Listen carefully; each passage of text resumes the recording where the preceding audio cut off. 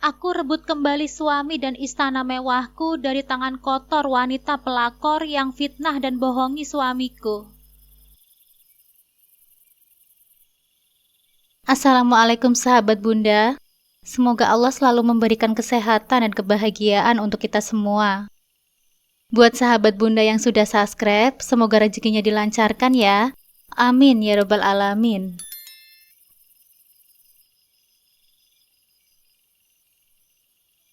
Namaku Nazwa Hairah Himayah, tapi hampir semua orang memanggilku Nazwa. Aku adalah istri dari seorang pengusaha properti sukses yang bernama Arjuna Sastria Winata. Kami telah menikah selama 8 tahun dan dikaruniai satu orang putra bernama Kenzo. Anak laki-laki berusia 7 tahun yang tengah aktif-aktifnya mengeksplorasi dunia kecilnya. Hidupku bisa dibilang sangat berkecukupan, bahkan mungkin sempurna di mata kebanyakan orang. Aku tinggal di sebuah rumah mewah berarsitektur Eropa modern, lengkap dengan halaman belakang yang luas, kolam renang pribadi, dan taman bunga yang selalu kurawat sendiri setiap pagi. Di rumah itu, aku merasa seperti seorang ratu, ditemani suami yang penyayang dan anak yang lucu. Dan tentu saja, rumah tangga kami dibantu oleh beberapa asisten rumah tangga dan supir pribadi yang menjaga segalanya tetap tertata rapi. Aku bukan hanya seorang ibu rumah tangga. Aku juga memiliki bisnis butik dan salon kecantikan yang saat ini tengah berkembang dengan pesat. Bisnis itu berawal dari hobi dan ketertarikanku pada dunia fashion dan kecantikan sejak remaja. Dengan dukungan Juna, aku membuka butik pertamaku di Bilangan Kemang, dan dari sanalah segalanya mulai meluas, pelanggan berdatangan.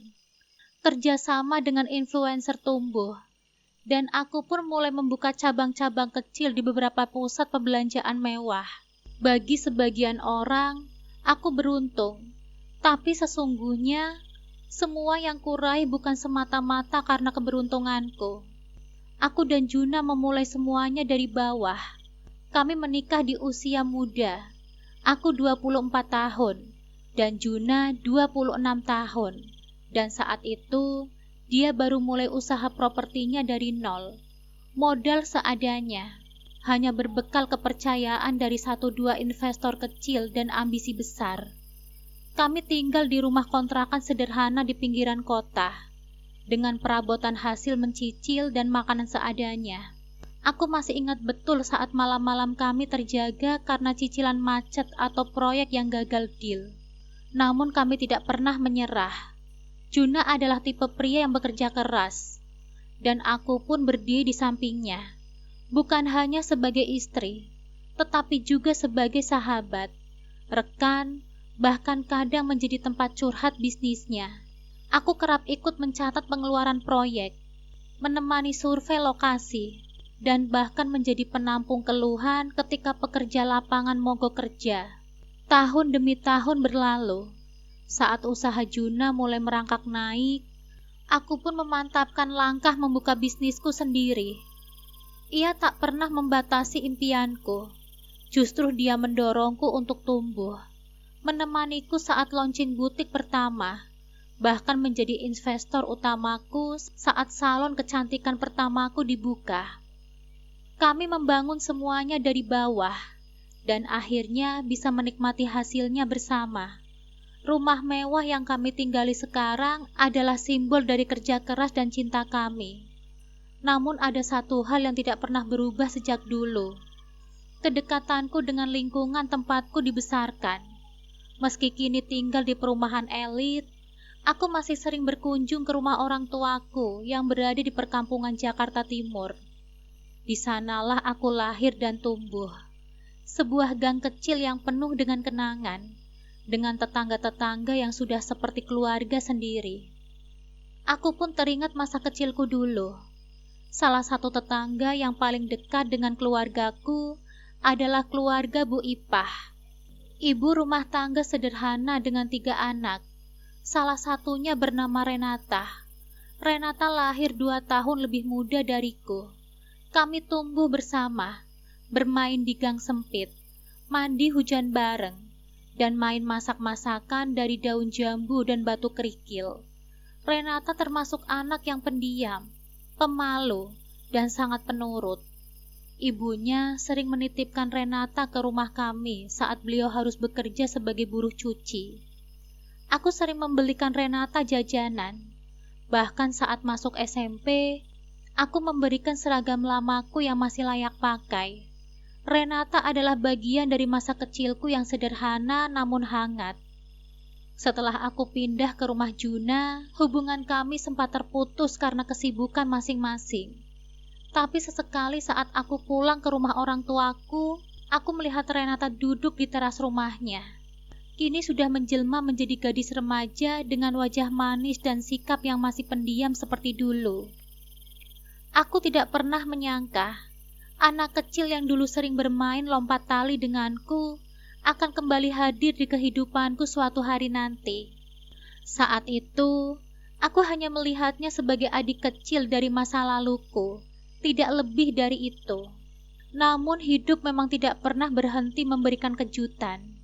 Di dunia bisnis, aku cukup dikenal sebagai figur wanita yang elegan dan ramah. Banyak yang menghormati perjalanan hidupku, terutama sesama ibu-ibu pengusaha yang sering berbagi ilmu dan jaringan. Aku percaya bahwa menjaga relasi dan reputasi adalah bagian dari kesuksesan yang tidak ternilai. Itulah sebabnya aku berhati-hati dalam memilih rekan kerja maupun pegawai. Setiap orang di timku harus melalui proses seleksi yang ketat. Di tengah kehidupan yang penuh kesibukan, Kenzo adalah pelipur laraku. Anakku yang ceria itu sangat dekat denganku. Kami punya kebiasaan membaca buku bersama sebelum tidur. Ia juga selalu meminta diantar ke sekolah olehku sendiri setiap pagi, meskipun ada supir. Soalnya kalau mama yang ngantar, aku semangat belajarnya, Mah.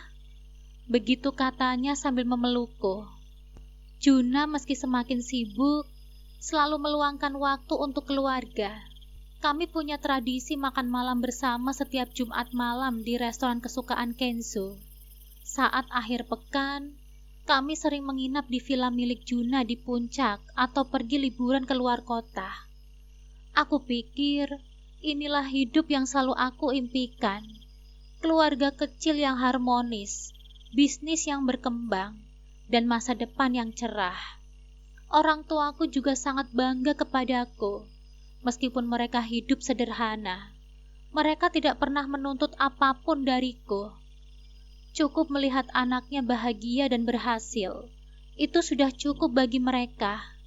Aku rutin memberikan mereka uang bulanan dan membelikan kebutuhan sehari-hari. Bagi mereka, yang paling berharga adalah kebersamaan. Namun satu hal yang sering kuingat dari pesan ayahku adalah, "Nak, dalam hidup, jangan pernah lengah. Saat kamu berada di puncak, akan ada banyak tangan yang mencoba menarikmu untuk turun. Tetap rendah hati, tapi jangan pernah bodoh." Dulu aku hanya mengangguk dan menganggapnya sebagai nasihat orang tua biasa. Tapi kata-kata itu akan terus terngiang-ngiang dan menjadi nyata suatu hari nanti. Untuk saat ini, aku adalah wanita yang hidup dalam kemewahan dan ketenangan. Seorang istri yang bahagia, ibu yang bangga, dan pembisnis wanita yang sedang menampaki tangga-tangga kesuksesan. Tanpa pernah kusangka, badai perlahan akan datang dari arah yang sama sekali tidak terduga. Dari masa lalu yang diam-diam membawa bayangan gelap. Dari seseorang yang dulu kupeluk seperti adik. Tapi untuk hari ini, semuanya masih terlihat sempurna. Hari itu cuaca cukup cerah. Udara sejuk dari taman belakang rumahku membawa aroma mawar yang baru saja bermekaran. Aku baru saja selesai menyiram bunga ketika ponselku berdering. Nama yang muncul di layar membuatku tersenyum hangat. "Mama." Aku segera menekan tombol hijau. "Halo, Ma. Sehat-sehat saja kan?" tanyaku riang sambil mengelap tangan dengan handuk kecil. "Sehat, Nak. Mama kangen sama cucu Mama. Kapan Kenzo bisa main ke sini lagi? Suara Mama di ujung telepon terdengar penuh rindu. Aku terkekeh pelan. Besok Minggu kita main ya, Ma. Biar Kenzo sekalian makan soto buatan Mama. Wah, dia pasti seneng banget. Iya Najwa, Mama lupa cerita. Kamu inget kan sama Renata? Anaknya Bu Ipah. Aku langsung terdiam sejenak. Pikiranku menerawang ke masa kecilku. Tentu saja aku ingat. Anak perempuan berambut lurus, pemalu dengan senyum lebar setiap kali melihatku membawa jajanan pulang dari sekolah. Ingat dong, Ma. Emangnya kenapa? Dia sekarang bantu-bantu di salon dekat rumah. Katanya dia mau cari kerja yang lebih tetap. Mama jadi kepikiran, kalau di butik atau salonnya Najwa ada lowongan tidak? Bisa nggak dibantu, Nak? Aku mematung sejenak, mencoba mencerna maksud Mama. Renata mencari kerja di tempatku. Oh, iya, Ma. Bisa dong. Tapi aku harus tahu dulu dia cocoknya di bagian apa. Soalnya tim aku sekarang sudah lumayan solid, tapi aku bisa bantu kok, Ma. Suruh saja dia kirimkan CV, atau datang langsung pas aku ada di butik. Wah, makasih banget ya, Nak. Kasian Renata. Dia itu anak baik, masih pendiam seperti dulu, tapi dia sopan banget. Coba deh nanti kamu lihat sendiri. Aku mengangguk. Meski Mama tidak bisa melihatku. Siap, Ma. Nanti aku kabari lagi ya. Setelah telepon ditutup, perasaanku campur aduk. Aku tidak pernah punya masalah dengan Renata. Bahkan, aku cukup menyayanginya dulu. Tapi mendengar dia akan masuk ke kehidupanku lagi, entah kenapa, ada perasaan aneh yang sulit dijelaskan. Bukan buruk, tapi juga bukan sepenuhnya nyaman. 3 hari kemudian, aku sedang duduk di ruang kantor kecil di butik milikku ketika sekretarisku mengetuk pintu. Bu Najwa, ada yang ingin melamar kerja. Namanya Renata. Katanya ibu kenal. Aku langsung menoleh. Oh, suruh saja dia masuk. Tidak lama kemudian, pintu pun terbuka. Seorang wanita muda melangkah masuk, langsing, berkulit cerah, dengan rambut hitam panjang tergerai rapi. Ia mengenakan blus putih polos dan rok hitam selutut. Wajahnya bersih, nyaris tanpa riasan, tetapi tetap terlihat manis dan lembut. Assalamualaikum, Mbak Najwa. Suaranya lembut dan pelan. Matanya sedikit berkaca-kaca saat menatapku. Aku berdiri dari kursi dan mendekatinya. Tersenyum. Renata, astagfirullah, kamu sudah gede banget ya sekarang. Dia tersenyum malu. Iya, Mbak. Maaf baru bisa bertemu.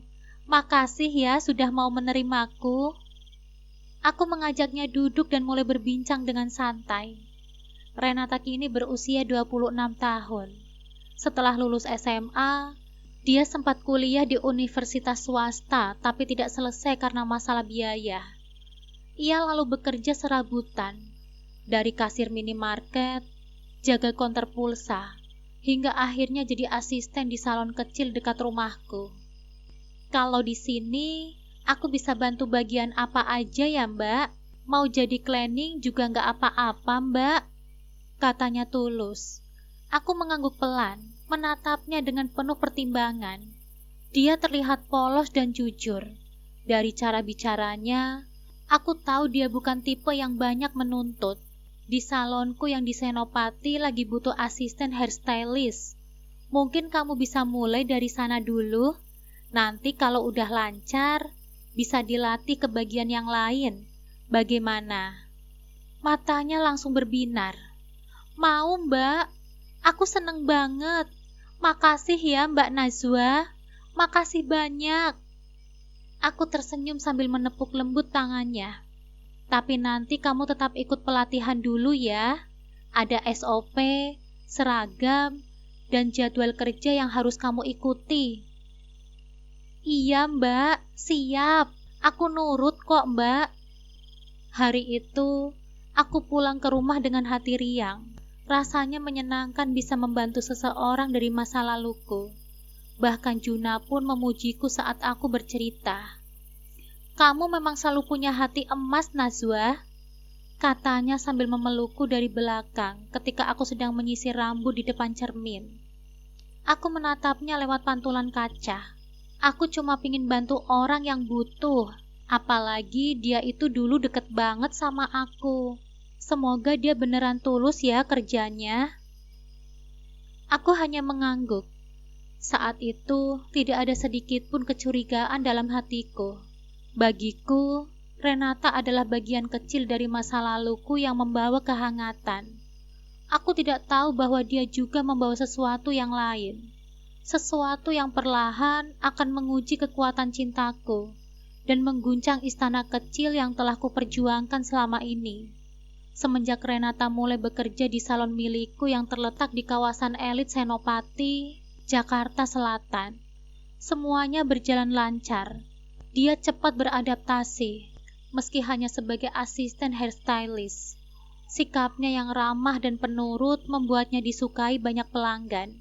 Aku suka sama anak baru itu, Mbak Najwa, ujar salah satu pelanggan tetapku, Bu Andin, seorang sosialita berusia 40 tahun. Sikapnya sopan dan tahu diri. Jarang loh sekarang ada anak muda yang seperti itu. Aku hanya bisa tersenyum mendengarnya. Iya, dia itu anak tetangga lamaku dulu, Bu.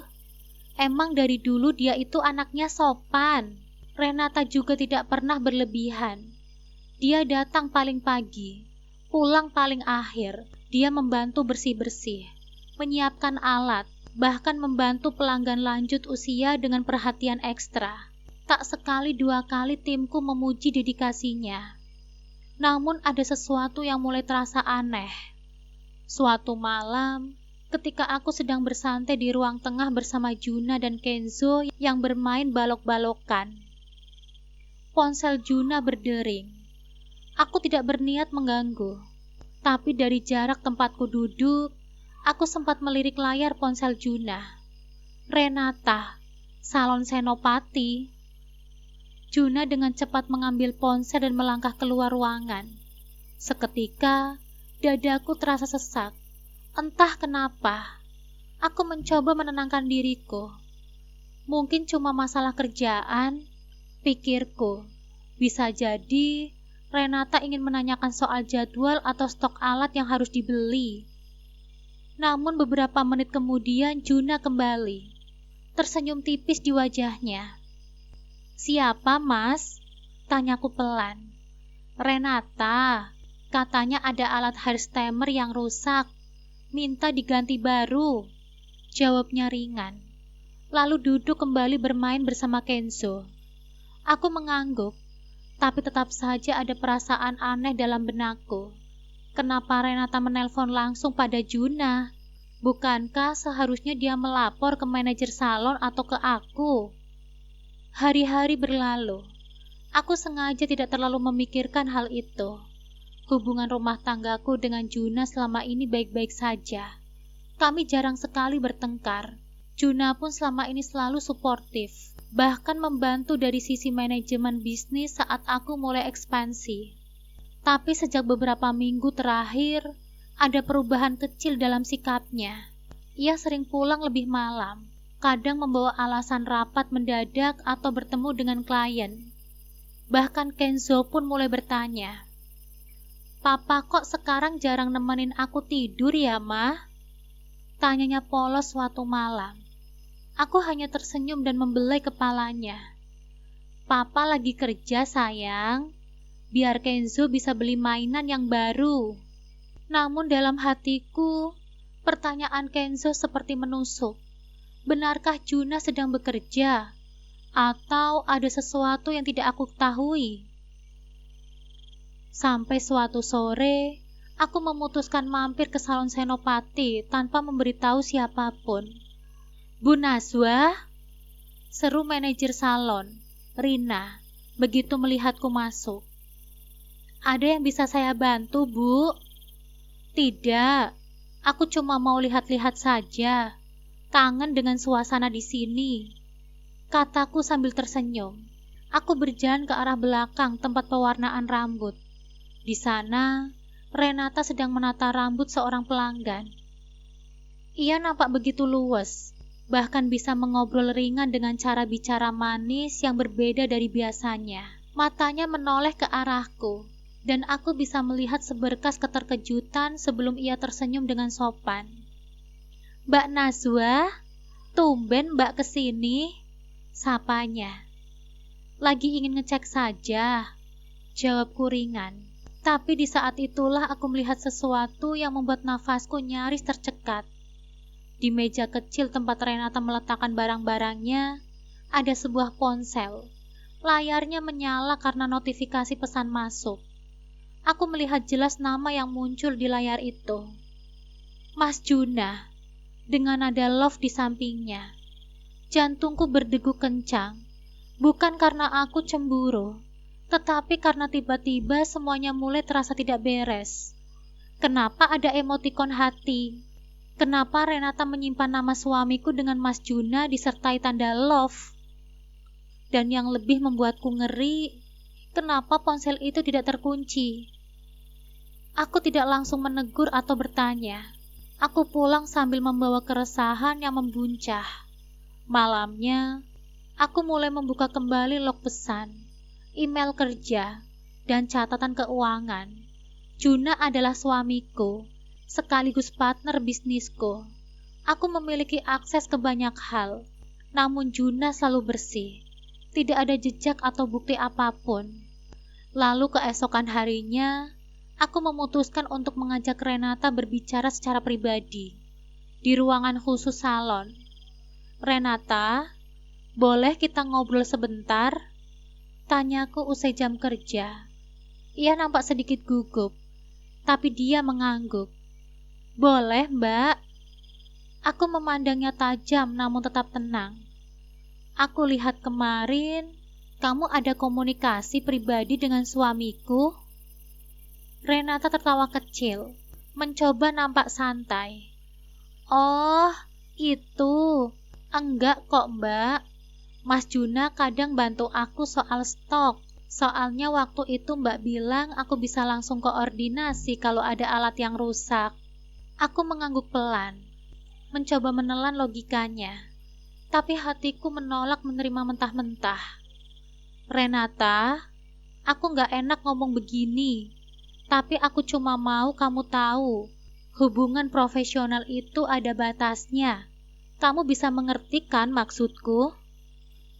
Renata mengangguk, wajahnya memerah. "Iya, Mbak. Maaf kalau aku kelewatan." Aku menghela nafas dan menepuk bahunya dengan pelan. "Aku percaya sama kamu, tapi jangan buat aku ragu ya." Dia tersenyum. Kali ini nampak lebih tenang. "Iya, Mbak. Aku mengerti." Aku pulang malam dengan sedikit lega. Tapi perasaanku masih tidak tenang. Juna juga mulai susah diajak bicara. Dia lebih sering terdiam, atau justru nampak mudah tersinggung. Dan entah kenapa, setiap aku menyebut nama Renata, dia jadi lebih sensitif. Suatu malam, aku memutuskan mengirim Kenzo menginap di rumah Mama. Aku ingin bicara serius dengan Juna. Namun ketika aku hendak menyampaikan isi hatiku, Juna tiba-tiba berkata, "Najwa, aku mau ada perjalanan bisnis 5 hari ke Bali." Aku menatapnya, menahan curiga. "Sendirian?" "Tidak, tim marketing ikut. Aku juga sudah urus semuanya." Aku mengangguk perlahan, tapi malam itu aku tidak bisa tidur. Dalam hatiku, aku tahu badai itu sedang mendekat. Aku hanya belum tahu seberapa besar ia akan menerjang kehidupanku. Kini aku merasa semuanya berubah. Aku yang dulu seorang istri yang telah mempercayakan hidup dan matinya kepada laki-laki yang dia pikir akan melindunginya selamanya. Sekarang harus bersiap menghadapi kenyataan bahwa cinta tidak selalu sejalan dengan kenyataan. Sejak Juna mengabarkan bahwa dia akan pergi ke Bali untuk urusan pekerjaan, naluriku sebagai seorang istri semakin kuat mengatakan ada yang disembunyikannya. Perjalanan selama 5 hari, biasanya jika urusan kerja, maksimal hanya 2 atau 3 hari saja. Terlalu banyak hal yang janggal, terlalu banyak pertanyaan yang menggantung, dan seperti perempuan pada umumnya saat mulai kehilangan rasa percaya, aku mulai menyelidiki. Malam setelah Juna berangkat, aku duduk sendirian di ruang kerja, membuka laptop milik Juna yang biasanya dia tinggal di rumah. Untungnya, aku tahu kata sandinya. Kode yang dia pikir aman ternyata hanya gabungan tanggal ulang tahunku. Saat aku membuka email kantor miliknya, aku menemukan jadwal keberangkatan. Tapi yang membuatku tercekat adalah nama-nama yang terdaftar dalam tim perjalanan. Ada 5 orang, 4 diantaranya laki-laki, dan 1 perempuan bernama Renata Anggraini. Jantungku seperti dihantam palu godam. Aku menatap nama itu berkali-kali, memastikan aku tidak salah lihat. Renata, ikut ke Bali. Dalam tim marketing, Renata bahkan bukan karyawan di divisi kantor pusat. Dia hanya pegawai di salah satu salonku. Apa hubungannya dengan proyek pemasaran yang diklaim Juna? Aku mulai membuka dokumen-dokumen di dalam laptop. Berkas laporan kerja, draft proposal, hingga presentasi. Di salah satu folder bernama Project Bali, Season 2. Aku menemukan file presentasi dalam format PowerPoint. Begitu kubuka, mataku langsung tertumbuk pada halaman pertama. Prepare by Renata Anggraini dan Arjuna Satria Winata. Kepalaku berdenyut, nafasku terasa sesak. Sejak kapan mereka mengerjakan sesuatu bersama? Kenapa aku tidak pernah tahu? Aku bukan istri yang ingin mencampuri semua urusan pekerjaan suami. Tapi bukankah seharusnya ada batasnya? Seharusnya dia memberitahu kalau terlibat proyek dengan anak buahku sendiri. Kekesalan bercampur penasaran mendorongku untuk mencari lebih jauh. Aku membuka log pesan di aplikasi WhatsApp web milik Juna, yang secara tidak sengaja masih tertaut di browser. Sejenak aku ragu, namun rasa ingin tahu lebih besar daripada rasa bersalah. Dan disitulah aku menemukannya. Obrolan dengan nama kontak RA muncul hampir setiap hari. Tidak satu pun dari isi pesan menunjukkan urusan kerja. Mas, aku sudah rindu. Di Bali nanti kita bisa lebih bebas ya, tanpa pandangan orang-orang. Aku juga kangen sama kamu. 5 hari aja gak cukup rasanya. Nanti kita ke villa itu lagi ya, yang ada jacuzzinya. Tentu, aku sudah booking, cuma buat kita berdua. Tanganku gemetar, mataku berkaca-kaca. Villa, jacuzzi, 5 hari bersama. Ini bukan urusan pekerjaan, ini adalah liburan diam-diam, plesiran penuh kemunafikan yang dibungkus alasan profesional. Aku terus mengulir pesan-pesan itu. Tidak peduli betapa perihnya di setiap kalimat. Ada foto selfie mereka berdua di dalam mobil. Ada pesan suara dengan panggilan manja dari Renata. Bahkan ada bukti transaksi saat Juna mengirimkan uang ke rekeningnya. Sayang, aku sudah transfer 25 juta ya. Belanja buat keperluan di Bali, tapi jangan boros-boros. Makasih ya sayang. Aku janji pakai yang kamu suka. Disertai tanda love. Saat itu juga, aku merasa seperti orang bodoh. Selama ini aku percaya pada suamiku sendiri. Aku percaya pada Renata, anak tetangga yang kuangkat menjadi karyawan. Kupercayai seperti adikku sendiri. Kini mereka berdua bermain api di belakangku. Keesokan paginya, Aku langsung menuju salon, tapi bukan untuk bekerja. Aku punya misi, ingin tahu lebih jauh seberapa dalam kebohongan ini ditanam. Saat sampai, aku memanggil manajerku, Rina. Rin, kamu tahu soal proyek Bali yang katanya Renata ikut? Tanyaku dengan datar. Rina nampak bingung. Renata? Ikut ke Bali? Iya, kamu nggak tahu? Nggak tahu sama sekali, Bu. Setauku, Renata cuti 5 hari karena alasan keluarga. Katanya ibunya sedang sakit. Aku terdiam. Jadi Renata bahkan berbohong ke manajemen soal alasannya tidak masuk kerja. Dia bawa koper? Tanyaku. Iya, Bu. Bahkan saya antar dia ke mobil waktu itu. Mobilnya Mas Juna yang menjemput. Jawab Rina dengan polos. Tidak tahu bahwa setiap kalimatnya menambah luka di hatiku.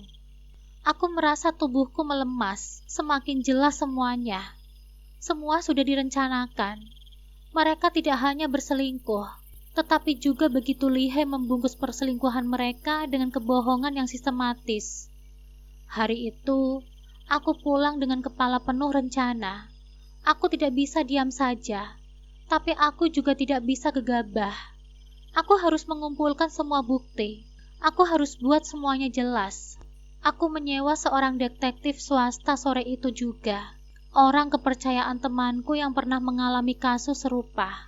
Bu Nazwa, kami bisa bantu pantau lokasi, aktivitas, hingga foto atau rekaman video kalau dibutuhkan, kata pria berkemeja gelap yang memperkenalkan diri sebagai Pak Arfan. Fokus ke Juna dan Renata. Mereka sedang ada di Bali. Aku mau tahu mereka menginap di mana. Aktivitas mereka apa saja. Dan aku butuh semuanya dicatat dan difoto. Siap, Bu. Selama 2 hari penuh, aku menahan diri untuk tidak menangis di depan Kenzo. Aku hanya ingin menjaga agar hidupnya tetap tenang, meskipun hatiku sendiri sedang diguncang dengan hebat. Detektif Arfan bekerja dengan cepat. 2 hari kemudian, aku mendapatkan kabar darinya. Bu Nazwa, ini lokasi hotel mereka. Dan ini dokumentasi aktivitas mereka selama 2 hari terakhir. Aku membuka folder yang dikirimkan oleh Arfan lewat drive terenkripsi. Isinya lengkap. Ada foto Juna dan Renata turun dari taksi bersama, masuk ke dalam hotel yang sama. Bahkan beberapa foto mereka berpelukan di balkon villa dengan pakaian santai. Tangisku pun akhirnya pecah. Bukan karena aku cemburu, tetapi karena semua ini begitu menyakitkan. Dihianati oleh orang yang tidur di ranjang yang sama setiap malam, dan oleh perempuan yang pernah kupanggil adik. Ada satu video yang membuatku terpaku lama. Dalam rekaman itu, Renata terlihat sedang menelpon seseorang dari balkon villa. Suaranya terekam cukup jelas. Gue nggak bodoh ya, asal Mas Juna tetap terus kasih uang, gue akan mainkan ini terus. Istrinya mah nggak tahu apa-apa, mukanya aja sok-sokan cantik dan elegan, tapi pasti Mas Juna bosan. Gue udah lama incar Mas Juna dari pas dia suka nganter Kenzo ke rumah waktu kecil. Ya elah, dia kan baik banget, gampang lagi dibodohin. Tubuhku gemetar menahan amarah. Jadi selama ini, semua yang terjadi bukan hanya cinta terlarang. Ini sudah jadi permainan yang direncanakan. Renata tidak hanya merebut suamiku, tetapi dia telah memfitnahku. Ia membohongi suamiku, mengadu domba, dan kini menikmati hidup mewah yang seharusnya bukan miliknya. Aku menutup laptopku dengan tangan yang menggigil. Sudah cukup. Aku bukan perempuan lemah. Aku membangun semua ini dari nol. Aku melahirkan anakku dengan darah dan air mata. Dan aku mencintai suamiku dengan tulus selama bertahun-tahun. Tapi jika semua yang kuberikan dibalas dengan pengkhianatan, maka satu hal yang pasti, aku akan merebut kembali segalanya. Suamiku, istana mewahku, dan harga diriku. dari tangan kotor wanita yang tidak tahu malu itu. Langit sore menggantung mendung saat aku duduk sendirian di ruang kerja pribadiku. Tirai jendela tertutup setengah, membiarkan cahaya keemasan masuk membias di meja kayu coklat tua. Di depanku, tergeletak dokumen hasil penyelidikan Pak Arfan, ponsel yang terus bergetar karena pesan-pesan tak penting, dan secangkir kopi yang kini hanya tersisa ampasnya. Namun bukan itu yang menyita pikiranku. Yang mengisi pikiranku adalah wajah Renata yang tertawa dalam rekaman itu. Penuh rasa puas, penuh tipu daya, dan wajah Juna, suamiku yang dulu memelukku dengan penuh cinta, kini begitu mudah digiring oleh kebohongan perempuan yang tidak tahu diri. Aku mengepalkan jemariku merasa marah, terluka, tapi juga bangkit. Rasa sakitnya tidak lagi membuatku ingin menangis.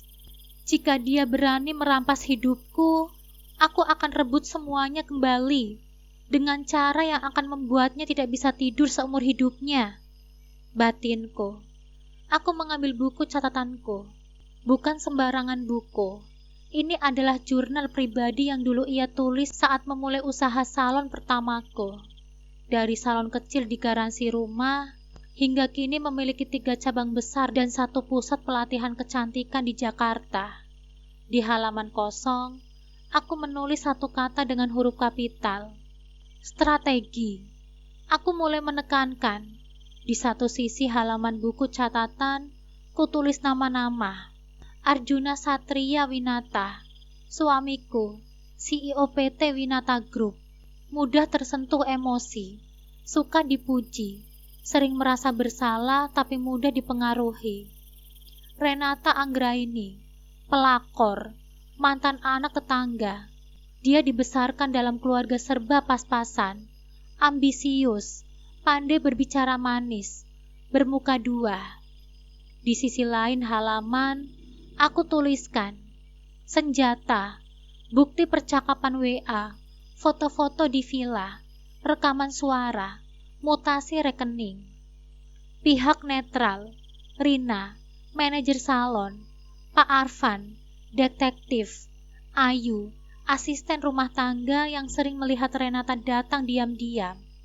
Aksi potensial, satpam kompleks, resepsionis hotel di Bali, bisa dilacak, supir langganan Juna. Aku memejamkan mata sejenak. Langkah pertama, jebak Renata, tapi bukan dengan emosi, dengan elegan, dengan perang psikologis. Pagi harinya, aku berdiri di depan kaca besar di kamar. Tidak seperti biasanya. Aku tidak mengenakan daster. Hari ini, aku memilih setelan kerja formal berwarna bic lembut. Make upku tipis, tapi cukup untuk menonjolkan struktur wajahku yang tegas. Rambutku kutata dengan rapi dan kubiarkan tergerai sebahu. Aku ingin memulai hari ini seperti seorang ratu. Kenzo masih tertidur, dan aku menyuruh ART untuk tidak membangunkannya. Aku butuh waktu sendiri. Saat itu, ku ambil ponsel dan mulai membuka kontak Renata. Sejak kasus ini mencuat di benakku, aku memang belum menghubunginya. Tapi hari ini, semuanya akan kumulai. Renata, sore ini bisa ketemu di salon pusat. Ada yang mau aku bicarakan. Tenang saja, santai kok. Tidak butuh waktu lama. Siap, Mbak Nazwa. Jam berapa emangnya? Aku menatap emoji itu dengan senyum mengejek. Sampai detik ini pun dia masih bisa pasang topeng. Hebat juga dia. Pukul 4 sore, aku sudah duduk di ruang VIP salon pusat. Aku minta staf menyiapkan ruangan itu tanpa gangguan. Suara lembut musik jazz mengisi ruangan yang sejuk. Sementara aroma lavender terapetik membuat suasana terasa menenangkan. Seolah tidak ada badai yang besar yang akan terjadi. Tidak lama, pintu pun terbuka. Renata masuk dengan pakaian modis. Blazer putih gading yang dia pakai nampak baru. Sepatunya hak tinggi dengan merek yang aku tahu betul harganya lebih dari 3 juta. Ia bahkan membawa tas branded. Tas yang jelas bukan berasal dari gajinya sebagai staf biasa. "Hai Mbak Najwa," sapa Renata dengan senyum palsu. "Wah, sudah lama ya kita nggak duduk bareng seperti ini." Aku membalas dengan anggukan kecil. "Iya, aku kangen suasana awal kamu kerja di sini, waktu kamu masih polos dan jujur." Sekilas Renata nampak tergagap, tapi dia cepat menutupi dengan tawa ringan. "Hahaha, Mbak Najwa ini suka bercanda." Aku tidak menanggapinya. Kutatap lurus matanya. "Duduk Renata, aku mau ngobrol sebagai kakak yang dulu selalu kamu sebut panutan." Dia duduk perlahan, jelas terlihat tak nyaman. Aku mengambil ponsel dari tasku, membuka galeri, dan menggeser ke sebuah foto. Aku menunjukkan foto Renata dan Juna di balkon villa. Wajah mereka terlihat begitu dekat, bibir hampir bersentuhan. Renata menegang, wajahnya langsung memudar warnanya. "Kamu tahu ini siapa, Renata?" Tanyaku pelan. Dia tidak menjawab, matanya membelalak, tubuhnya kaku. "Ini bukan editan, ini bukan rumor, ini kenyataan." Dia membuka mulutnya, mencoba berbicara, tapi aku mengangkat tanganku menghentikannya. "Aku belum selesai. Aku juga punya rekaman suaramu saat kamu bilang akan terus mainkan Juna karena dia itu bodoh dan mudah dimanfaatkan. Kamu bahkan menjelekkan aku, istri sah yang kamu tikam dari belakang." Renata terdiam, suaranya hilang, tangannya gemetar di atas paha. "Jadi sebelum kamu bilang apa-apa, aku ingin kamu dengar baik-baik. Ini belum aku serahkan ke Juna. Aku bisa menghancurkan kamu sekarang juga, tapi aku tidak mau terburu-buru." Wajahku berubah dingin. Nada suaraku tenang, tapi tajam seperti pisau. "Aku ingin kamu tahu rasanya dihancurkan perlahan, seperti kamu menghancurkan rumah tanggaku pelan-pelan. Dan sekarang, kamu akan rasakan hal yang sama." Renata berdiri tergopoh. "Mbak Najwa, aku bisa menjelaskan, Mbak. Aku hilaf." Aku tertawa kecil. "Hilaf? Kamu bahkan sudah punya tas Chanel sekarang. Jam tangan baru, uang dari Juna itu cukup untuk hidup 5 tahun. Kamu gak hilaf. Kamu itu rakus." Dia menangis, tapi aku tidak tergerak. "Aku beri kamu waktu 3 hari. Aku ingin kamu mundur dari semua bisnis milikku. Aku akan siapkan surat pengunduran diri yang kamu tanda tangani. Jika tidak, semua bukti ini akan aku kirimkan ke kantor Juna, ke keluarganya, ke semua media sosial, bahkan ke forum pelanggan salon tempat kamu bekerja. Aku tahu caranya bikin kamu viral." Tangisannya semakin keras. Ia menunduk, memegangi lututnya. Tubuhnya bergetar. Tapi aku tetap tidak bergeming. "Dan satu lagi," ujarku saat berdiri mendekat, menatap Renata dari atas. "Kamu pikir kamu bisa mencuri hidupku? Aku ini bukan perempuan biasa. Aku bangun semuanya dari bawah. Kamu itu cuma numpang lewat. Dan sebentar lagi, kamu akan tahu rasanya jadi abu."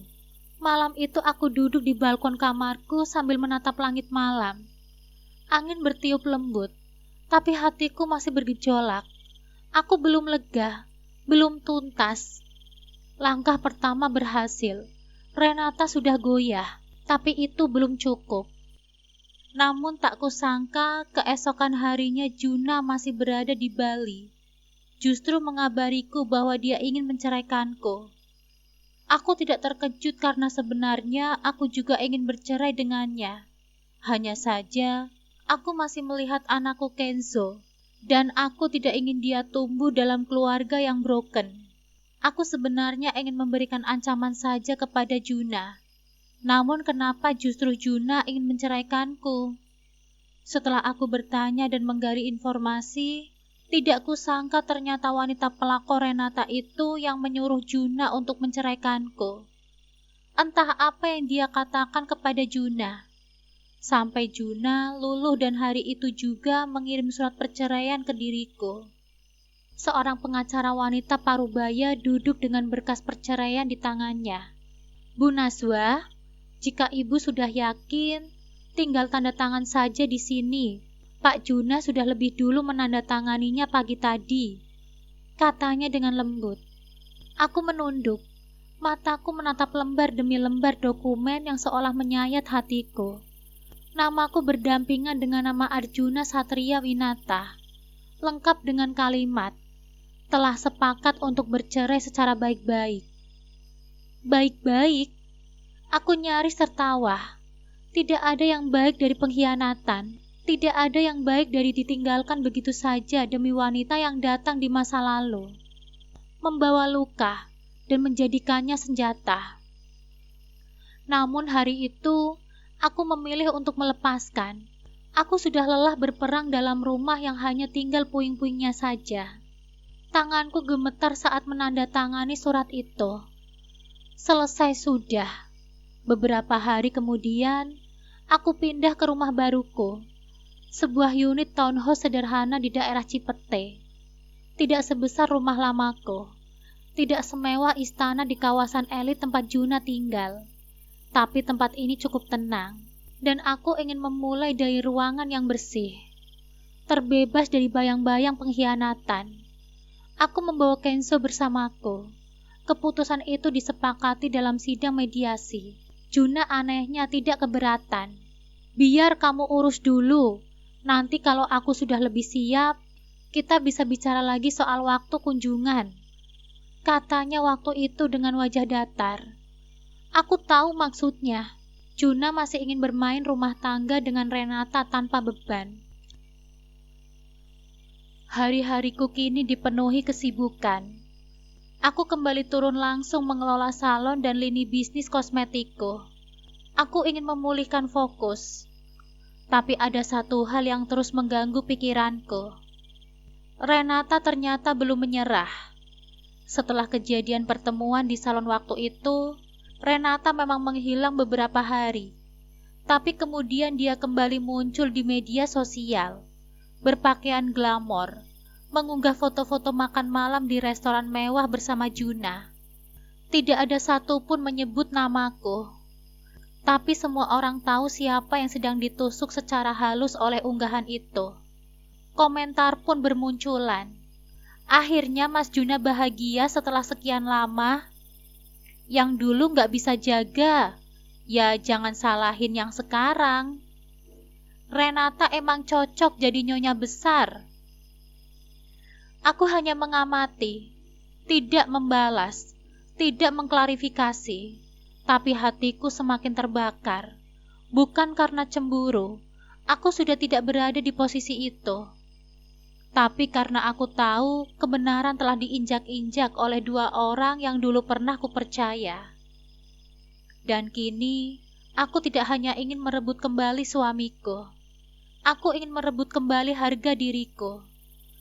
Suatu malam, setelah Kenzo tertidur pulas di kamarnya yang baru, aku duduk di ruang kerja kecilku. Di dinding ada whiteboard penuh coretan strategi. Aku menempelkan beberapa printout baru dari penyelidikan lanjutan Pak Arfan. Rekening Juna yang mulai mencairkan investasi perusahaan ke rekening atas nama pihak ketiga. Tiket penerbangan ke luar negeri yang dipesan atas nama Renata. Chat antara Renata dan seorang pria asing yang ternyata adalah konsultan imigrasi. Rencana mereka bukan hanya tinggal bersama.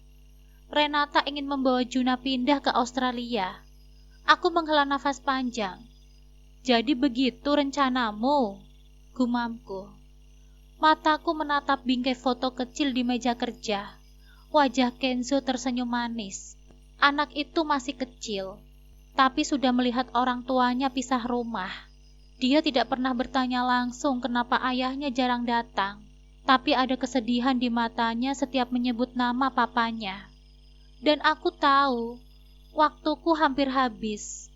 Kalau aku tidak bertindak cepat, Juna akan dibawa menjauh secara harfiah. Dan begitu dia jauh dari tanah air ini, dari keluarganya, dari perusahaan, maka semuanya akan ada di tangan Renata. Aku membuka laptop, mengetik cepat. Rencana baru harus disusun. Kali ini bukan hanya menjatuhkan Renata, tetapi menarik kembali Juna dengan kebenaran yang tidak bisa disangkal. Aku akan membuat panggung besar, dan aktor utamanya Juna sendiri. Keesokan harinya, aku bertemu dengan Pak Arfan di sebuah kafe kecil di daerah Sonopati. Lelaki parubaya itu menyerahkan map berisi bukti-bukti terbaru. Bu Naswa, saya berhasil dapatkan CCTV dari hotel tempat Bu Renata menginap bulan lalu. Ada rekaman saat dia menerima seorang pria di kamar yang bukan Pak Juna. Aku membuka map itu dan melihat sendiri wajah Renata yang menyambut seorang pria bule parubaya. Lalu keduanya masuk ke dalam kamar yang sama. "Ini siapa dia?" tanyaku. "Namanya Rafael Becker. Dulu dia pernah kena deportasi dari Indonesia karena kasus pajak. Sekarang dia kembali dengan identitas berbeda. Kami sedang lacak dokumen palsunya." Aku mengangguk pelan. "Dan Renata berhubungan dengan dia?" "Lebih dari itu, Bu. Saya dapat rekaman percakapan mereka. Si Rafael ini berniat bantu Renata memindahkan dana perusahaan Juna ke rekening luar negeri sebagai jasa pengamanan kekayaan. Sebenarnya ini murni penipuan." Aku menatap kosong. Jadi, Renata bukan hanya pelakor, tapi dia juga penipu kelas kakap. Dan Juna terlalu buta untuk melihat itu. Waktunya mengingatkan dia siapa aku, batinku. 2 minggu kemudian, aku membuat sebuah rencana besar. Aku menyewa ballroom hotel bintang 5 dengan dalih mengadakan peluncuran produk kosmetik terbaruku. AR Rabbit, semuanya dirancang dengan elegan. Undangan dikirim ke seluruh jaringan bisnis, influencer, dan media kecantikan. Bahkan tokoh-tokoh penting di dunia bisnis dan properti turut diundang, termasuk tentu saja Arjuna Satria Winata. Aku tahu Juna tidak akan menolak. Dia masih punya rasa hormat kepadaku di ranah profesional. Apalagi peluncuran ini juga melibatkan perusahaan media besar yang punya koneksi dengan PT Winata Group. Malam besar itu akan jadi malam pembuktian. Aku tidak akan memohon Juna untuk kembali. Aku akan membuat Juna sendiri yang bertekuk lutut, sadar bahwa dia telah menyerahkan istana dan ratunya kepada penipu berjubah cantik. Renata akan berdiri di tengah lampu sorot, bukan sebagai wanita glamor, tetapi sebagai wanita yang akhirnya terlihat wajah aslinya. Aku menatap pantulan diriku di cermin ruang ganti ballroom malam itu. Gaun merah marun selutut membalut tubuhku dengan elegan. Riasan sempurna. Aku terlihat seperti penguasa panggung yang tidak bisa disentuh. Saat asistennya membisikkan, "Bu Naswa, Pak Juna sudah datang." Aku hanya tersenyum. Baik, panggungnya sudah siap. Dan dengan langkah mantap, aku pun berjalan menuju takdirku. Lampu kristal menggantung megah di tengah ballroom hotel bintang 5 itu, memancarkan cahaya kemewahan yang menari-nari di atas lantai marmer putih mengkilap. Deretan meja bundar tertata sempurna, penuh tamu dari kalangan elit sosialita, pembisnis ternama, influencer, dan media sosial. Tirai panggung masih tertutup. Di balik panggung, aku berdiri tegak. Gaun merah marun berpotongan off-shoulder membalut tubuhku, menonjolkan aura ratu sejati. Rambutku ditata sanggul modern, mata tajamku dihiasi eyeshadow gelap, bukan untuk menarik perhatian, tetapi untuk memancarkan kuasa. Malam ini bukan hanya tentang peluncuran produk kosmetik terbaruku. Malam ini tentang keadilan, tentang pembalasan, tentang harga diri. "Bu Naswa, semuanya sudah siap," bisik sekretarisku. Aku mengangguk. Pastikan Juna dan Renata duduk di bangku depan. Spotlight tolong diarahkan ke mereka setelah aku buka presentasi. Dan jangan mulai video itu sampai aku beri aba-aba. Semua kru mengangguk, dan ketika tirai panggung terbuka, aku melangkah ke tengah sorotan. Senyumku dingin. Ballroom langsung hening. Semua mata tertuju padaku. Selamat malam. Terima kasih telah hadir di peluncuran lini terbaru kosmetik NK Rebirth. Nama yang kupilih dengan makna mendalam. Karena kadang dari luka yang paling dalam terlahirlah kekuatan yang tidak terduga. Tepuk tangan terdengar di seantero ruangan. Banyak yang tahu aku sempat menghilang dari dunia bisnis beberapa waktu terakhir. Ada yang bilang aku sakit. Ada yang bilang aku depresi. Ada juga yang bilang aku kalah. Aku berhenti sejenak. Mataku menatap lurus ke arah Juna dan Renata yang duduk di barisan depan. Juna nampak terkejut, bahkan dia canggung. Renata masih tersenyum angkuh, seolah tidak menyadari badai yang sedang aku bangun. Tapi hari ini, aku berdiri di sini, bukan hanya untuk meluncurkan produk, tetapi juga meluruskan kebenaran. Karena aku percaya, kecantikan sejati tidak hanya soal wajah, tetapi tentang hati yang tidak penuh tipu daya. Suasana mendadak hening. Beberapa tamu saling menoleh, bingung kemana arah pidatoku. Aku menoleh ke belakang. Layar LED raksasa menyala. Aku memberi isyarat kecil dengan jari. Dan layar pun menampilkan tayangan perdana. Rekaman CCTV hotel.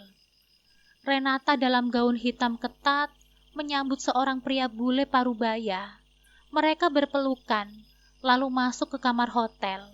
Terdengar suara orang-orang menahan nafas. Tubuh Renata menegang. Wajahnya berubah pucat. Renata? Juna menoleh padanya.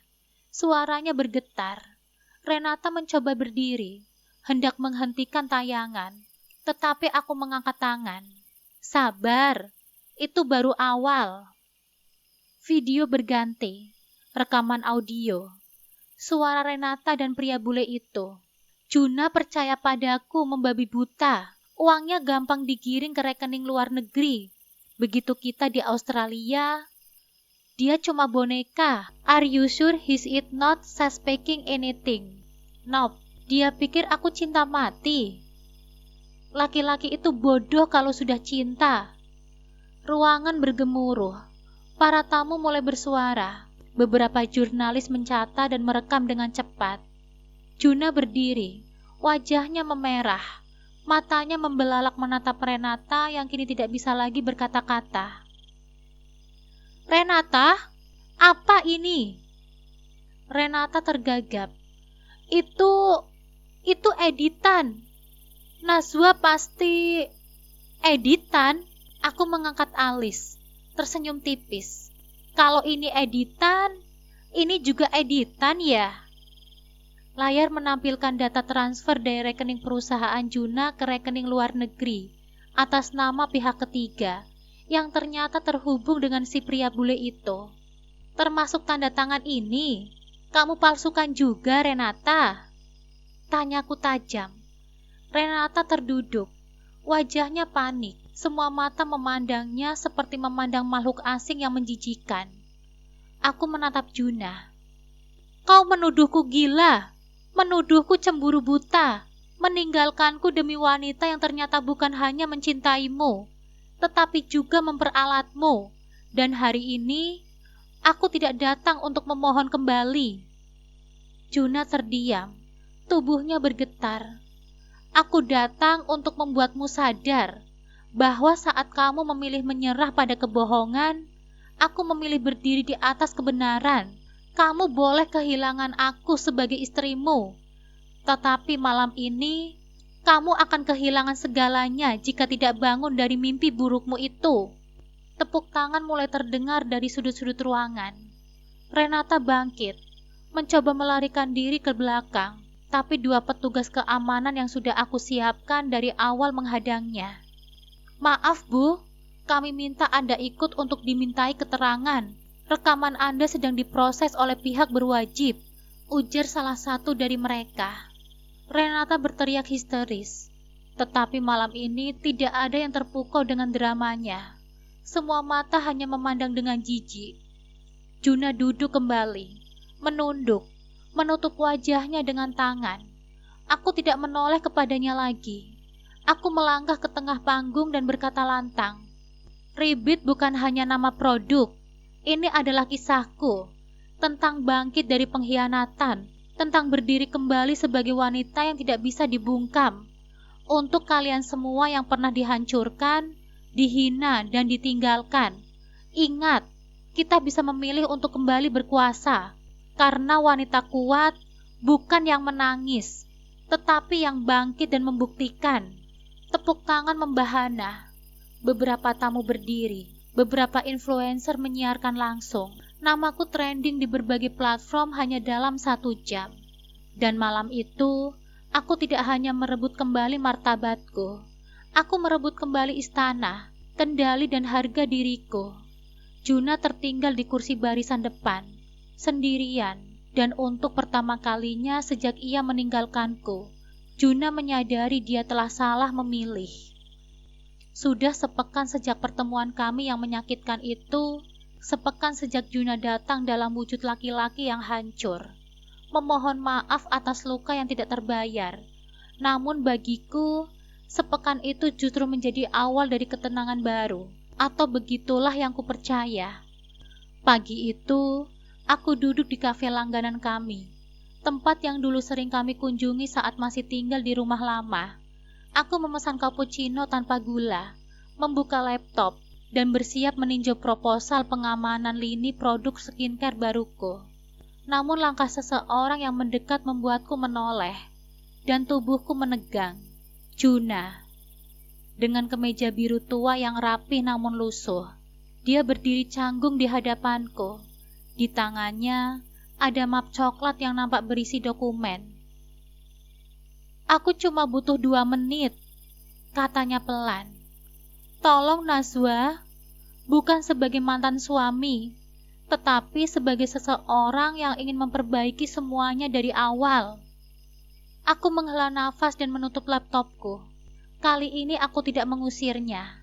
Entah kenapa, ada sesuatu dalam tatapannya yang membuatku mau mendengar. Bukan karena hatiku melemah, tetapi karena aku ingin memastikan diriku benar-benar tidak akan goyah. Dia duduk, membuka map tersebut, lalu mengeluarkan salinan sertifikat tanah, proposal bisnis, dan surat pernyataan penyerahan saham. Aku sudah jual mobil dan aset yang tersisa. Ini 35% saham di perusahaan terakhirku yang belum bangkrut. Aku tahu kamu gak butuh uangku, tapi aku ingin tunjukkan bahwa aku serius menebus kesalahanku. Dengan cara apapun, bahkan kalau harus menyerahkan semuanya. Aku membaca cepat dokumen itu. Lengkap, sah, dan aku tidak bisa menyangkal. Juna sungguh-sungguh. "Kenapa?" tanyaku tanpa emosi. "Setelah semua ini, kenapa kamu masih kejar aku?" Dia menggenggam tanganku dengan erat di atas meja. "Karena aku kehilangan arah tanpamu. Karena semua hal baik yang pernah aku lakukan dulu, itu karena kamu. Kamu yang dorong aku kerja keras. Kamu yang sabar saat aku gagal. Kamu yang masak dan begadang saat aku kejar deadline. Dan saat aku buang kamu, hidupku jatuh sejatuh-jatuhnya." Dia menatapku dalam. "Kamu bisa tolak aku 1000 kali, tapi aku akan kembali 1000 kali juga. Karena ini bukan soal harga diri. Ini soal penyesalan yang tidak akan selesai sampai aku ditebus." Aku menatapnya lama. Lama sekali. Sakit. Aku masih merasakannya. Luka itu belum sepenuhnya pulih. Tapi Juna benar-benar telah berubah. Atau paling tidak, dia tengah berusaha sekuat tenaga untuk itu. Hari demi hari berlalu. Juna tidak hanya mengirim pesan atau bunga. Dia mulai muncul di acara sosialku. Saat aku mengisi seminar pemberdayaan perempuan, Juna diam-diam duduk di barisan paling belakang, tidak menonjolkan dirinya. Dia hanya menonton dengan bangga dan mata yang nyaris berkaca-kaca. Saat aku mengadakan bazar produk AR di mall besar, Juna muncul membawa kantong besar, membeli semua produk dan memberikannya gratis kepada pengunjung lain. Dia tidak bicara kepadaku saat itu. Dia hanya menunduk, lalu pergi diam-diam. Dan malam itu, aku terduduk di balkon rumah, menatap langit. Kenapa semua usaha Juna mulai terasa menusuk? Kenapa hatiku mulai goyah? Suatu sore, aku pulang dari kantor dengan tubuh letih. Di atas meja makan, ada sebuket bunga mawar putih, bukan merah, bukan pink, tapi putih. Warna yang dulu selalu kusuka. Warna yang Juna tahu adalah lambang kedamaian bagiku. Ada secarik surat kecil. Kamu boleh tetap membenciku, tapi izinkan aku untuk mencintaimu dari jauh, karena kamu tetap rumah yang tidak pernah bisa kuganti, bahkan saat sudah hilang. Aku menahan nafas. Aku tahu ini bukan sekedar bujuk rayu. Ini bentuk ketulusan yang terlambat. Cinta yang akhirnya lahir saat semuanya sudah terlalu rusak. Tapi apakah benar sudah terlambat? Keesokan harinya, aku memutuskan untuk bicara. Aku mengundang Juna ke tempat yang dulu jadi favorit kami. Tempat kecil di sisi danau kota. Di sana, dulu kami merancang mimpi saat masih belum punya apa-apa. Di bangku kayu yang sama, Juna datang mengenakan jaket lamanya. Mata sayu namun bersih. Juna, ucapku membuka pembicaraan. Aku tidak tahu apakah cinta bisa kembali setelah dihancurkan. Tapi aku tahu satu hal, kepercayaan tidak akan pernah kembali seperti dulu. Dia mengangguk pelan. Aku tidak minta kamu kembali hari ini atau besok. Aku cuma minta kesempatan menunjukkan siapa aku yang sekarang. Bukan untuk mengulang masa lalu, tetapi membangun sesuatu yang baru. Bahkan kalau kamu cuma mau aku jadi teman, aku akan tetap di sini. Aku menatap danau yang tenang. Aku belum bisa, Juna, tapi untuk pertama kalinya, aku tidak lagi membencimu. Seketika matanya berkaca-kaca. Itu bukan iya, tapi juga bukan tidak. Itu adalah celah kecil dalam tembok dingin yang mulai retak, sedikit demi sedikit, dan kadang dari retakan kecil itulah cahaya bisa masuk. 2 minggu berlalu sejak percakapan kami di taman kecil itu, sejak aku mengatakan bahwa aku tidak lagi membencinya.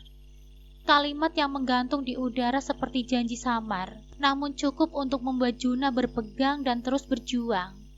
Sejak itu pula, hubungan kami berubah, tidak lagi sepenuhnya dingin, tapi juga belum hangat, seperti matahari yang malu-malu muncul dari balik kabut. Aku membiarkan Juna kembali dalam hidupku, bukan sebagai suami, tetapi sebagai seseorang yang ingin memperbaiki segalanya. Dia hadir saat aku kelelahan, menawarkan bantuan tanpa paksaan. Dia mengantarkan makanan ke kantor saat aku lupa makan siang. Dia menjadi pendengar yang baik, bukan pengatur. Hati ini mulai melembut, bukan karena lemah, tetapi karena aku tahu, hanya cinta yang bisa benar-benar membangun kembali rumah yang dulu runtuh karena pengkhianatan. Suatu malam, hujan turun deras. Aku baru saja selesai rapat virtual dengan investor luar negeri. Tubuhku terasa letih, pikiranku berat. Aku turun ke dapur untuk membuat teh, namun mendapati sebuah kantong makanan tergeletak di atas meja, masih hangat. Juna, gumamku, membaca catatan kecil yang tertempel di sana. Kamu pasti lupa makan lagi kan? Ini sup ayam buatanku sendiri. Masih ingat resep favoritmu yang pakai jahe dan sedikit sereh? Aku masih hafal. Aku duduk dan menghirup aroma sup itu. Dan saat suapan pertama menyentuh lidahku, air mataku menetes. Itu bukan soal rasa, tetapi ingatan tentang cinta yang sederhana, yang dulu sering kami lupakan di tengah ambisi dan kesibukan. Malam itu, aku menelpon Juna. Aku butuh bicara sekarang. Dia tiba dengan basah kuyup. Tidak banyak tanya, hanya menatapku dengan cemas. Ada apa? Aku berdiri di hadapannya. Mataku berkaca-kaca. Aku mencoba berkata-kata, tapi suaraku tercekat. Aku menarik nafas dalam. Aku capek membangun hidup sendiri. Bukan karena aku gak sanggup, tapi karena aku tahu aku pernah punya seseorang yang bisa menjadi temanku, pasanganku, dan rumahku. Juna masih terdiam. Aku gak janji semuanya akan kembali seperti dulu, tapi aku ingin mencoba lagi bersama, dari awal, dengan versi terbaik dari kita. Dia mematung, lalu menutup wajahnya dengan telapak tangan. Bahunya berguncang. Tangis yang selama ini dia tahan akhirnya pecah begitu saja. Terima kasih ya Allah. Terima kasih. Dia jatuh berlutut di hadapanku, menggenggam tanganku dengan lembut. Aku akan menjagamu. Aku gak akan sia-siakan kesempatan kedua ini. Aku akan menjadi suami yang kamu pantas dapatkan. Aku menunduk, menatapnya. Aku bukan wanita yang dulu, Juna. Aku sudah terlalu jauh dari perempuan yang hanya menunggu di rumah dan berharap kamu pulang. Aku berdiri dengan kakiku sendiri sekarang. Aku tahu, katanya pelan, dan itu membuatku masih bangga kepadamu. Beberapa hari kemudian, kami menandatangani perjanjian pernikahan baru. Bukan pernikahan secara hukum, tetapi perjanjian moral antara aku dan dia, ditulis tangan, ditandatangani dengan pena, dan disimpan dalam bingkai di rumahku. Aku berjanji untuk mencintaimu tanpa merusak kepercayaanmu. Aku berjanji untuk menjagamu bukan karena aku butuh, tetapi karena aku ingin. Tidak lama kemudian, Juna pindah ke rumahku dengan satu syarat. Aku tidak akan ambil alih hidupmu, Najwa. Bisnis ini tetap menjadi milikmu, dan aku akan bantu dari balik layar kalau kamu butuh. Tapi aku ingin kamu tetap berdiri di atas kekuatanmu sendiri, karena kamu terlalu luar biasa untuk dibayangi siapapun, termasuk aku. Aku tersenyum, dan untuk pertama kalinya setelah sekian lama, aku merasa utuh. Hari-hari berikutnya, kehidupan kami mulai berjalan beriringan. Perlahan namun pasti, kami kembali membagi waktu tidak hanya untuk pekerjaan dan urusan rumah, tetapi juga untuk saling menguatkan. Tidak ada lagi kata-kata manis tanpa bukti. Tidak ada lagi pelukan kosong, hanya ada kesungguhan. Juna mulai membangun bisnis barunya, lebih kecil, lebih sederhana. Dia menolak menggunakan namaku atau bantuan finansial apapun. Kalau aku ingin membuktikan bahwa aku layak bersanding denganmu lagi, aku harus bangkit dengan tanganku sendiri. Dan aku tidak pernah merasa lebih bangga. Suatu pagi, aku terbangun lebih dulu, menatap sosok Juna yang tertidur di sampingku dengan wajah damai dan kerutan lelah yang mulai memudar. Aku tidak pernah membayangkan akan kembali ke titik ini, setelah semua yang terjadi, setelah kehancuran dan luka yang menganga. Tapi kini, aku tahu, kadang cinta bukan tentang bertahan tanpa celah, tetapi tentang memilih untuk tetap tinggal, meski sudah pernah saling menyakiti. Aku menyentuh pipinya dengan lembut dan berbisik, "Kita mulai dari sini." Dia membuka mata, menatapku lalu tersenyum kecil. Di meja ruang makan, Juna sedang menyiapkan sarapan sederhana. Omelet, roti bakar, dan jus jeruk. Dia menggunakan celemek. Rambutnya sedikit berantakan, tapi wajahnya tenang dan penuh semangat. Aku mendekatinya dari belakang dan mengecup pipinya dengan singkat. "Pagi, suamiku," ucapku dengan nada ringan. Juna menoleh, tersenyum. "Pagi juga, calon ibu dari anak-anakku nanti." Aku tertawa kecil. Kami belum merencanakan punya anak lagi, tapi percakapan ringan seperti itu selalu membuat pagiku terasa manis.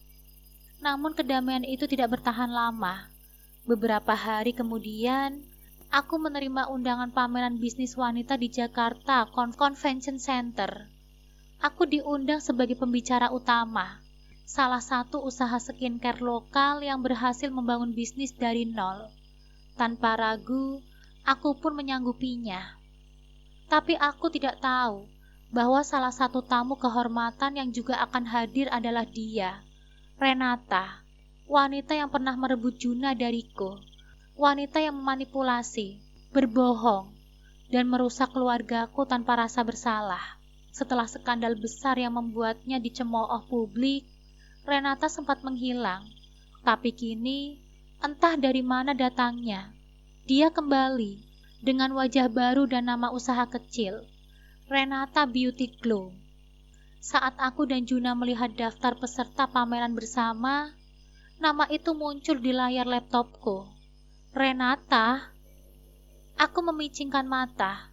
Dia ikut pameran ini juga. Juna yang duduk di sebelahku terdiam. Dia menarik nafas panjang, menatapku dengan ekspresi serius. Aku nggak tahu dia bakal muncul lagi, apalagi di acara kamu, katanya jujur. Aku menutup laptopku perlahan. Tenang saja, aku cuma kaget. Tapi sekarang aku bukan perempuan yang bisa diprovokasi cuma karena kehadiran dia. Juna menggenggam tanganku dengan erat, dan aku bukan pria yang bisa dibutakan lagi. Hari pameran pun tiba. Ballroom mewah di JCC dipenuhi ratusan peserta dan pengunjung.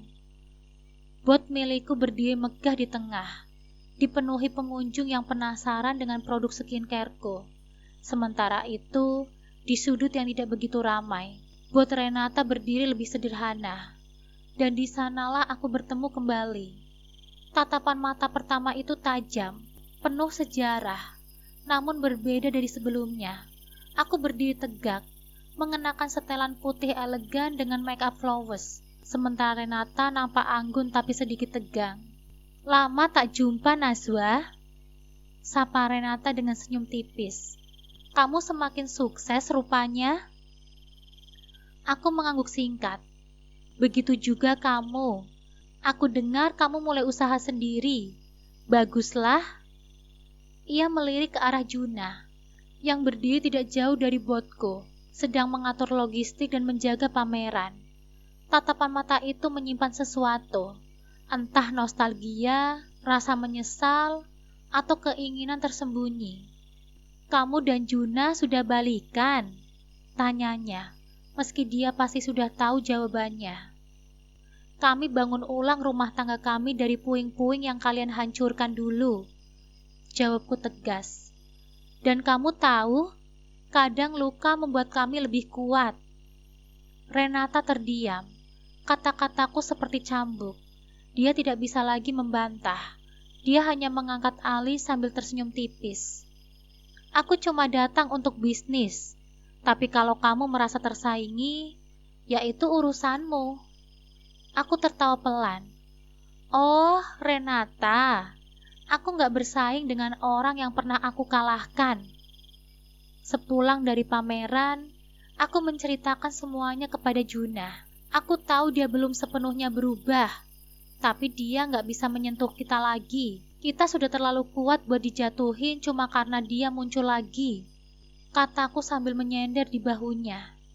Juna merangkulku erat. Aku gak peduli dia mau berdiri seberapa dekat. Hatiku cuma buat kamu. Yang lain itu cuma bayangan masa lalu yang sudah aku kubur. Aku menatap mata Juna dan mengangguk. Dan aku percaya. Beberapa hari kemudian, gosip mulai menyebar di kalangan pengusaha skincare. Renata mencoba mendekati beberapa investor yang sebelumnya tertarik padaku. Dia bahkan menyebar isu bahwa Juna pernah ingin kembali padanya. Namun bukannya membuatku goyah. Hal itu malah membuatku semakin percaya diri. Aku tidak pernah membalas gosip itu. Tidak pernah menyerang balik. Sampai suatu hari, dalam sebuah wawancara media nasional, pewawancara menanyakan hal itu secara langsung. Kami dengar ada persaingan antara Anda dan seorang pengusaha baru. Renata, apa tanggapan Anda? Aku tersenyum dan menjawab mantap. Persaingan yang sehat itu hal biasa, tapi saya tidak pernah merasa bersaing dengan siapapun yang memilih jalan tidak jujur. Saya percaya pada integritas dan pada cinta yang tidak bisa dibeli dengan tipu daya. Jawaban itu viral. Warganet kembali memujiku, bukan hanya karena sukses sebagai pengusaha, tetapi juga sebagai wanita yang tegar, cerdas, dan tahu bagaimana mengendalikan emosi tanpa harus menjatuhkan. Dan di rumah kecil yang kami bangun kembali, aku dan Juna berdiri di balkon, menatap senja yang keemasan. Siapa sangka ya, gumam Juna. Dulu kita hampir hancur, tapi sekarang kita berdiri lebih kuat. Aku menggenggam tangannya, karena kali ini kita memilih satu sama lain, bukan karena keadaan, tetapi karena cinta yang sudah ditimpa waktu. Juna menatapku dalam-dalam, dan selama kamu bersamaku, aku tahu gak ada yang bisa menjatuhkan kita lagi. Sinar matahari pagi menembus jendela besar di lantai atas bangunan megah yang berdiri tegak di jantung kota Jakarta. Logo Aura Group terpampang jelas di puncaknya. Hasil kerja keras dua insan yang pernah hancur karena pengkhianatan, tapi bangkit bersama lebih kuat dari sebelumnya. Aku dan Juna. Dulu kami hanya bermimpi bisa punya satu toko kecil untuk menjual skincare buatan sendiri. Tapi kini, kami berdiri sebagai pemilik pengusaha multibisnis, skincare, fashion, hingga kafe eksklusif yang tersebar di beberapa kota besar. Bahkan dalam waktu dekat, kami akan ekspansi ke Singapura dan Malaysia. Pagi itu, aku mengenakan setelan navy elegan, duduk di ruang rapat utama lantai 18 gedung baru kami. Aku menatap presentasi yang dibawakan oleh tim marketing dengan penuh perhatian. Di sampingku, Juna dengan jas abu-abu muda dan jam tangan mewah di pergelangan tangannya, memberikan masukan tajam dan visioner. Kami kini bukan hanya pasangan, tetapi partner bisnis yang saling melengkapi. Aku fokus pada produk dan branding, sementara Juna memimpin operasional dan strategi ekspansi. Saat rapat selesai, aku berdiri dan mengendarkan pandanganku ke seluruh tim. Apa yang kita bangun hari ini bukan hanya bisnis, tapi bentuk perjuangan. Jangan pernah lupa dari mana kita berasal. Kita pernah jatuh, tapi kita bangkit karena kita saling percaya. Ucapku tegas. Juna menambahkan, dan selama kita jujur dalam setiap langkah, kita akan menang. Kita bukan cuma cari untung, tetapi membangun kepercayaan. Seluruh ruangan bertepuk tangan. Malamnya aku dan Juna menghadiri malam penghargaan tahunan, Womanpreneur and Couple Visionary Icon 2025. Kami mendominasikan dalam 2 kategori, dan menang keduanya. Saat aku naik ke panggung menerima piala, aku berdiri dengan bangga, mengenakan gaun hitam elegan. Mataku berkilat saat menatap ke arah suamiku yang tersenyum lebar di bawah panggung. Penghargaan ini bukan hanya untuk saya, ucapku, suaraku tenang namun menggetarkan. Tapi untuk setiap wanita yang pernah diremehkan, untuk setiap istri yang disakiti tapi memilih berdiri. Bukan hanya untuk menunggu diselamatkan. Saya adalah bukti bahwa cinta dan kebenaran bisa menaklukkan luka masa lalu. Di kursi undangan, Juna berdiri dan memberikan tepuk tangan paling meriah. Tatapan kami bertemu di antara kelip lampu dan kilatan kamera. Tatapan penuh keyakinan dan rasa syukur. Tidak lama setelah itu, kami meluncing lini baru bernama Aura Heritage. Lini skincare premium yang mengambil bahan-bahan dari rempah-rempah dan bahan alami Indonesia. Produk itu laris hanya dalam waktu 2 minggu. Dan bahkan menarik perhatian pasar internasional. Dengan langkah berani, kami membuka kantor cabang di Kuala Lumpur dan menandatangani kerjasama dengan seorang influencer kecantikan asal Singapura. Dalam sebuah konferensi pers, seorang wartawan bertanya, Apa yang membuat Anda berdua bisa tetap solid dalam bisnis sekaligus rumah tangga? Aku menjawab tanpa ragu. Kami membangun bisnis bukan dari ambisi semata, tapi dari kepercayaan dan luka yang pernah kami sembuhkan bersama. Juna menimpali. Kami tidak sempurna, tapi setiap keputusan kami dilandasi rasa hormat dan cinta. Itu yang membuat kami tidak pernah gentar menghadapi badai. Sementara itu di sudut kota, Renata hanya bisa menonton dari layar ponselnya. Dia menyaksikan video peluncuran produk kami yang viral, dan video kebersamaan kami yang diberitakan di berbagai media bisnis. Wajahnya pahit.